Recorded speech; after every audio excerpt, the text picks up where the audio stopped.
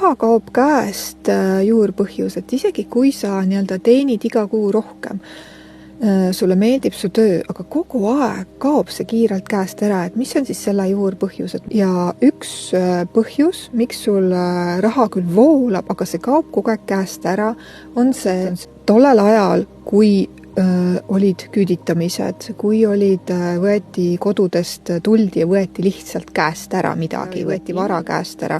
Ja see on nüüd kandunud, see tunne ja see muster, emotsioon on kandunud epigeneetikaga üle põlvkondade siiamaani ja tegelikult meie põlvkond praegu puhastab ja tervendab seda haava, kus vara lihtsalt võeti käest ära, sellepärast, et lihtsalt keegi ütles nii või lihtsalt keegi tuli ja võttis sul selle käest ära. Ja emotsioonidega, mis on kandunud põlvest põlve edasi, toimib see nii, et kuni see inimene, kes ei märka seda mustrit, siis ta kordab seda alateadlikul tasandil, kordab seda edasi.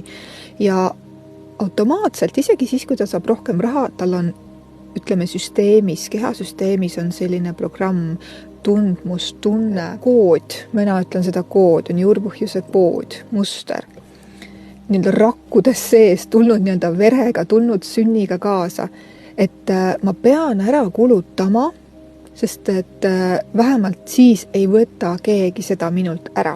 Ja siis ma saan tunda, et mul on kontroll. Ja tegelikult selline programm, mis on kandunud edasi praegusele põlvkonnale, on enamusel inimesel see, et minul oli ka, kuni ma nägin selle läbi. Ja siis, kui ma nägin läbi selle, et ma kogu aeg lähen samasse mustrisse, kui sa oled samas mustris, pane tähele, kui sa oled samas mustris, vahet pole mis teemaga seoses, praegu siis näiteks rahateemaga seoses, on sul juba alateadvuses mingi programm, mida sa kordad.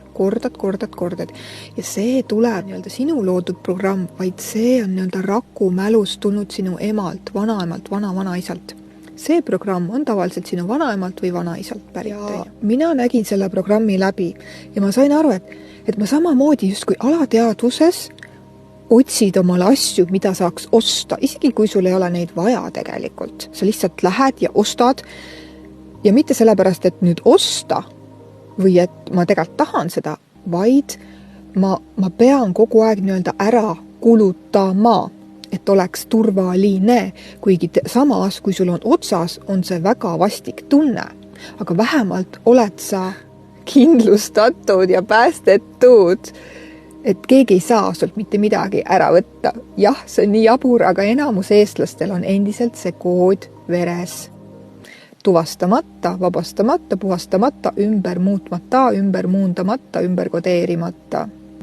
Ja kuidas mina siis seda muutsin? Punkt number 1 on teadvustamine. Enda läbinägemine, teadvustamine, mida ma sisaldan. Nii kui sa oled selle ära tuvastanud, et sul on see tsükkel, et sul on see alateadlik keemiline reaktsioon kehas, tsükkel, sõltuv tsükkel. Nii, on teadvustamine. Ja minul muutus see kohe ära peale teadvustamist. Osadel inimestel on vaja teha siin näiteks sügavamat tööd, sügavamat vabastust. Minul muutus see ära lihtsalt teadvustamisega. Ja nii kui ma järgmine kord raha sain, ma ei läinud seda kohe kuskile paigutama, vaid ma istusin selle ebamugavustundega. Siis mul tuli uus raha. Ja ma ei teinud mitte midagi. Ja ma tundsin, kuidas kehasse tuleb hullult ebamugavustunne, et mis mõttes ma ei saagi joosta lihtsalt seda nagu laristama. Et see on imelik tunne ja see oli väga ebamugav tunne ja ma lasin selle ebamugavustunde oma kehasest läbi. Ja sellega ma tervendasin ära selle koha. Sellega ma puhastasin selle ära. Sellega ma vabastasin selle koodi ära, sest ma nägin läbi ja ma lasin selle kehast läbi ja tundsin selle ebamugavustunde ära. Osadel klientidel, kes minu juures käinud, teadvustavad seda, aga nad ei oska seda muuta ja see on okei. Ja selle muutmine võib-olla ei olegi alati kõigidele nii lihtne. Tulebki sellisel juhul teha selle teemaga juurpõhjuse tervenduse töö. See on emotsionaalne töö.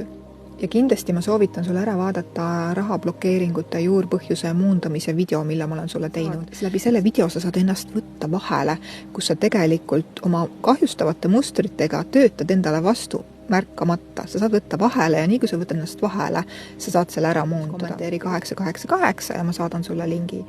Kõik, mis su füüsilises reaalsuses on blokeering, on tegelikult blokeering siin alateadvuses.